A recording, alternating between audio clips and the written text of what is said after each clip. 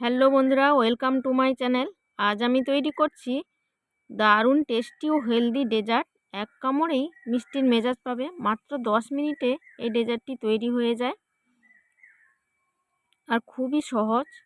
তো এই ডেজার্টটি তৈরি করার জন্য আমি নিয়েছি একটি নরম নারকেল, 2 টেবিল চামচ গুঁড়ো দুধ, 2 টেবিল চামচ কর্নফ্লাওয়ার, 2 টেবিল চামচ চিনি আর কয়েকটি এলাচ আর দুটো কলা, আর নিয়েছি কয়েকটা কাজু বাদাম। তো মিক্সিং জারে কলা ও নারকেলটা দিয়ে দিয়েছি। এরপর আমি দিয়ে দেবো 2 টেবিল চামচ চিনি, কলা ও নারকেলটা দিয়ে একসাথে আমি খুব ভালো করে পেস্ট করে নেব। আর এতে সামান্য একটু জল দিয়ে দেবো, খুব সামান্য, তো বেশি দেওয়া যাবে না, বেশি দিলে পাতলা হয়ে যাবে। এবার আমি মিক্সিং জারের ঢাকনাটা বন্ধ করে সবগুলো উপকরণ পেস্ট করে নিয়েছি। দেখো একদম সুন্দর স্মুথ পেস্ট করে নিয়েছি। এবার আমি একটি কড়াই বসিয়ে দিয়েছি। কড়াইতে দিয়ে দিলাম হাফ বাটি জল। তো জল দিয়ে আমি এবার দেব এই যে গুঁড়ো দুধটা রেখেছিলাম, 2 টেবিল চামচ গুঁড়ো দুধ, ওইটাই দিয়ে দেব। গুঁড়ো দুধটা দিয়ে খুব ভালো করে নেড়ে নেব, জলের সাথে মিশিয়ে নেব। দেখো গুঁড়ো দুধটা মিশিয়ে নিচ্ছি।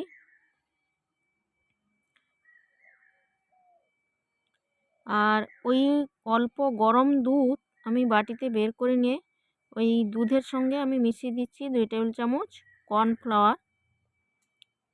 আর এখানে কড়াইতে যে দুধটা গরম ছিল সেই দুধের মধ্যে দিয়ে দিলাম নারকেল, কলা, চিনির পেস্টটা।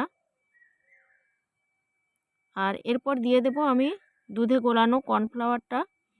সবগুলো উপকরণ দিয়ে এবার আমি খুব ভালোভাবে নাড়তে থাকবো। কন্টিনিউ এটা নাড়তে থাকতে হবে, কারণ যেহেতু কর্নফ্লাওয়ার দেওয়া হয়েছে তো মিশ্রণটা খুবই তাড়াতাড়ি ঘন হতে শুরু করবে।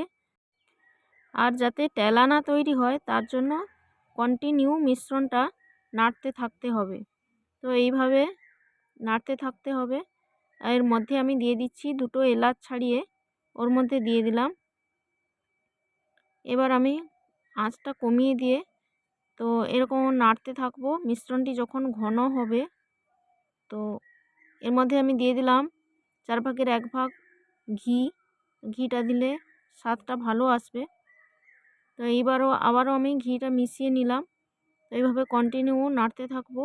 তো দেখো মিশ্রণটা অনেকটাই ঘন হয়ে গেছে,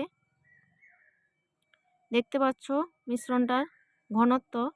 তো এবার আমি এটিকে নামিয়ে নিয়ে একটি টিফিন কৌটোয় ঢেলে নিচ্ছি। পুরো মিশ্রণটা আমি ঢেলে নিয়েছি।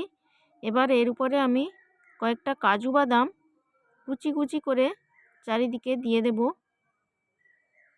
তোমরা গোটাও দিতে পারো, কিশমিশ দিতে পারো।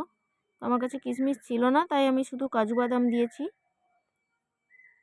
তো দেখো এইভাবে আমি দিয়ে দিচ্ছি কাজু বাদামগুলো।